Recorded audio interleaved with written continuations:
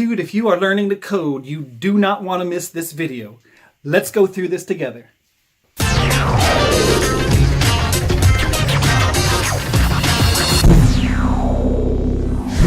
Hey, I want to welcome you to another video. My name's Peter, and if it's your first time here and you want to learn to code, you want to stay motivated to reach that goal and change your life, then start now by subscribing and click the little bell icon so you don't miss anything. I want to welcome you to part 3 of a 3-part series with the epic Phil Moody, an awesome coder who has been in the business for a long time, and I was able to sit down with him. He shares all of his cool experiences in not only coding, but also the coding profession, gives a lot of his insights and so forth. Dude, I can't wait to get to part 3, but if you haven't watched part 1 and 2 yet, here's part 1 right here, man, right there. Go watch part 1. Go watch part 2, and then meet us back here at the corral, and we're going to go through number 3. We're going to start it right now for all of you who have done 1 and 2. Let's talk a little bit more with the awesome Phil Moody. Phil, let's take it away. You know, a lot of coders are, a lot of newer coders are much younger than I am, and they're kind of, this might be their first field that they've ever really gotten into outside of, you know, pizza delivery or working at Publix or wherever, you know, and so it's, people will try to take advantage of you in this world. Yes. I'm sorry to have to be the bearer of bad tidings here. Yeah. And it doesn't necessarily mean they're bad people. Right. You know, like people, like, I feel like it's a lack of communication about expectations. And so as long as everyone is communicating about what they're expecting, it's fine. Right. But, you know, like, you may be expecting one thing and they're expecting another thing. And that's when the conflict arises. Because, like, usually when it gets toward the end of the project, when they said was in the project and, like, they keep pushing the project, you know, but if you don't speak up and, like, hold your ground and say, like, this is what we agreed to, we're done. Right. You know, don't be afraid to do that. Right. You know, because what's the worst that can happen? Like, especially if it's free. Just, right. You know? Especially if it's free. And don't be afraid at all in that kind of stuff. If you're talking about kind of freelancing to kind of get some projects for your portfolio and that type of thing, awesome. Yeah. But do not be afraid to sit down with a piece of paper and go, this is what is included in this. Definitely. Yeah. I think that it doesn't have to be a formal contract, but just a checklist of, like, this is what I'm doing for you, and that's it. Right. Yeah. And if you want anything else, we can talk about that. Right. But this is what's included for free. Exactly. And if you want X and X or Y or Z after that, then we're going to have to kind of re-talk about it. Sure. You know, yeah. And that kind of thing, because it is just very easy, especially if you're kind of chomping at the bit to get into the industry, to just turn into kind of a slave. Sure. Yeah. Where you're just kind of, how did I get here 5 months later and you're still working on some bakery's website that, you know, they're like, no, we really do need them to be able to, you know, like order online with like a credit card. No, I've had that exact same situation where someone was like, can you duplicate this form? I looked at the form, I was like, yeah, no problem. And then they came back with this whole other thing, because in their mind it was the same thing. And then to your point, like a baker, like, they know baking. Yeah. They don't know websites. Right. And so to them, it's almost magical a lot of times. And they don't know how long of a process putting a silly little form in there. Exactly. It seems like this little silly button. You put this little silly button in there. Yeah. It's like 2 minutes and it's like 2 days sometimes. You know, and so it's 3 days sometimes. Yeah, so it's just, that's where the communication comes in. Where it's, like, important to just be like, you know, this is going to take, you know, a couple of weeks, you know, and just, like, set up those expectations early. And just so that they know like what it takes and, like, what kind of time you're spending on it. Right. You know. And because even if you're doing something for free, your time is still valuable. You know, obviously. Yeah. And I think that's just good advice. I think that's good advice going forward in any industry. I mean, even if it is, the communication is so incredibly important, and it gets swept under the carpet so often that you would think people would finally get it. Sure. As the human race, you would think that communication would kind of be more upfront. Yeah. But it can be kind of a little bit I don't know, kind of not embarrassing but uncomfortable to talk about some of this, or it can seem like it's going to be. You know, before you start doing it, you know what I mean? You can kind of have apprehension of, like, am I going to be able to not look like a jerk? Sure, sometimes. But then other times it's, like, almost like falling in love, where you're both so excited about the project that you just don't talk about certain things that you should talk about. Right. Like, do you have a lot of debt? You know? Right. Things like that. Like, it's boring things, but things you should ask someone when you're going to basically be in a relationship with them for a few months. Right. You don't want, to like be surprised by anything. Yeah. I have learned that the hard way in my real life plenty of times, It's Sure. just like, that is a wise way to just start things, is try to be as open and ask specific questions. Do it every day. Sure. Yeah. Do it every day. Yeah. If you're confused about something, try to specify. Right. And if they're confused about something, don't just say, I've got it, right? Don't just be like, oh, you understand. If they are apprehensive, like, make sure they understand. Yeah. Because sometimes, when you're like talking about something you're not sure about, sometimes you'll just agree because you just try to take in all the information. Right. And try to just kind of move forward. Yeah, because you're like, yeah, that sounds good because I don't know what you're talking about. That sounds good because I don't know what you're talking about. Yeah, and so like, if, just maybe check in with them. It's nothing wrong with being, overly communicative. That's right. Communicative. That's right. It is much better to be that way than to be underly communicative. Yes, correct. Absolutely. Yes. Absolutely. Yeah. Words of wisdom. Well, listen, any last words of encouragement for aspiring coders? I know that's kind of a broad spectrum right there, but words of encouragement. Just get up every day and just learn a little bit more. Like if you try to, become a success overnight, that's just not going to happen. Right. Some of them, some people are just geniuses and they pick it up. It's rare. But it's rare. It is rare, It is. And I think like sometimes it's easy to look at people who are successful and think that they got it overnight. But if they went and took you step by step, you would be like, wow, that was quite the journey. That was gnarly. Yeah, that wasn't as straightforward because like you're also a human being, and so like your personal life is also going to take effect, and you also can't forget about your personal life when especially when you're coding. Like it can be a time suck, and you're just like get lost in it.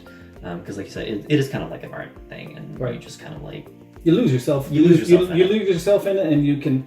I always kind of am the is that the word? The proponent of if you're starting coding or have been coding, and you've got like a wife or you've got a girlfriend or you've got even good friends or family. Sure. Talk to them about that I'm starting this thing, and I don't want to be rude to you. Yeah.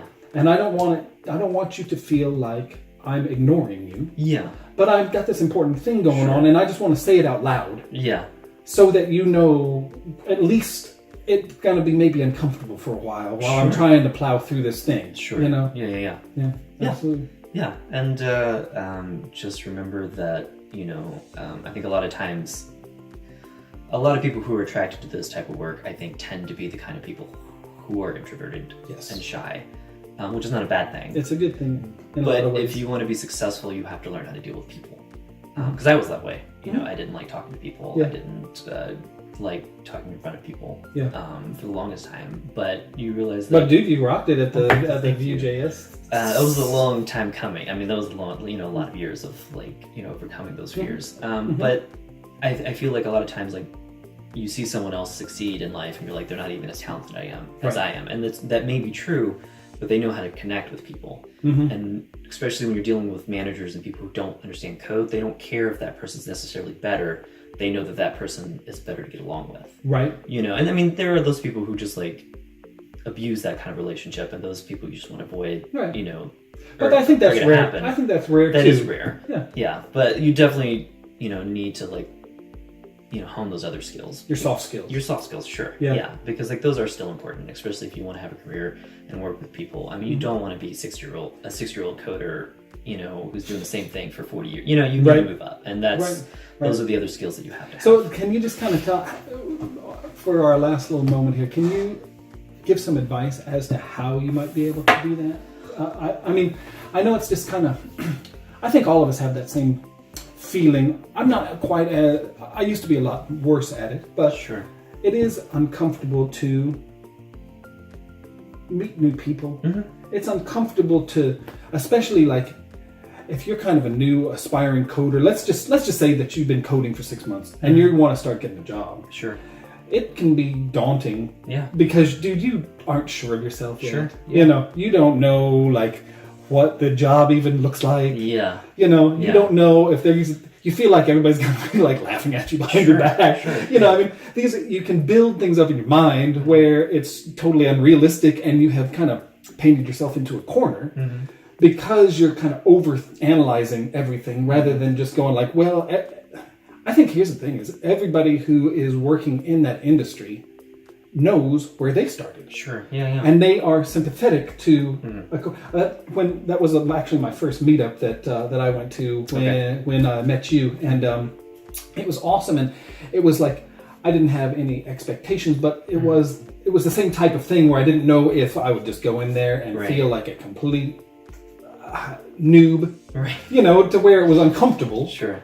Or not. It didn't end up being like that at all. It ended up being awesome. Right. Yeah. But I think a lot of times we can, as humans, especially as everybody's insecure. Sure. And I think that we can easily overthink how lame we are. Yeah. And how awesome that guy is who's going to be interviewing me or who I've got to go talk to. Like, that's the guy. Yeah. You know, and like, I'm not the guy at all. Yeah. You know? Yeah. And so I think that that's important to communicate all the time to us noobs. Yeah. Is that people are sympathetic to you. Yeah, and I think the main thing to remember is like no one has it figured out. Right. You know, because I've worked with small companies and I've worked with really large companies, and they're just made of people, and they all make mistakes, and they're all like just trying to make it through the day. Right. You know, so like, you know, I mean, I've started jobs for like, you know, big companies, and I just thought it was going to be this like completely different experience where everyone was going to have their ducks lined in a row, and you know, everything was just going to be more efficient. And I've actually found it to be the opposite of the case. You know, when you have a large company, it's hard to be more efficient. Because there's just so many people having to communicate, you know, and then, you know, and so like, just don't worry about it. You know, whether it's a 2-man operation or a 2,000-man operation, like, you know, there's always a place for you if you show your value, and you can show your value by just showing up every day, being positive. I think we talked about that earlier. Like, don't say no initially. And I think that's an initial reaction, especially if we don't know something. Just say like, because I've seen, and I've done it myself, where like you say like, no, impossible, no human could do this. You know, no one, you're asking the impossible task. Like I've checked, and then the next day you're like, done, I'm done. You know, it took like 2 seconds just because you need to go home and think about it. Your brain just needs to process it in the background when you're sleeping or taking a shower, and you figure it out, and it's a nice feeling because you feel like a hero. But to your manager, like you're just inconsistent. And so like when you go to them and say, no, this is impossible, they're going to the client and saying like, hey, I don't think we can do this. Can we come up? And then the next day they have to email them back and say, actually, we figured it out.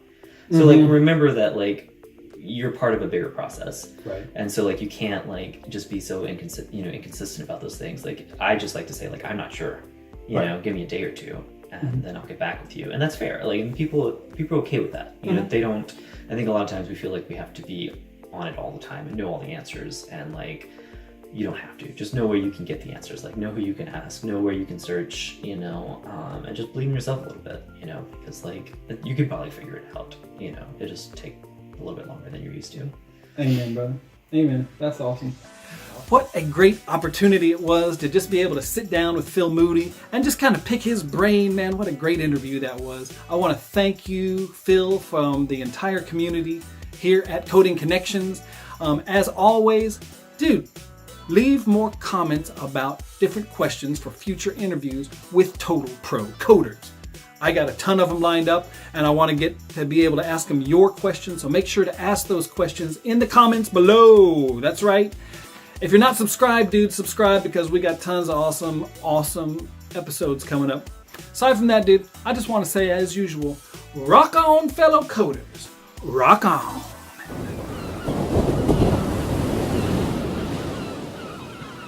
Leave a like, share this video. Leave a like, share this video. Leave a like, share this video. Leave a like.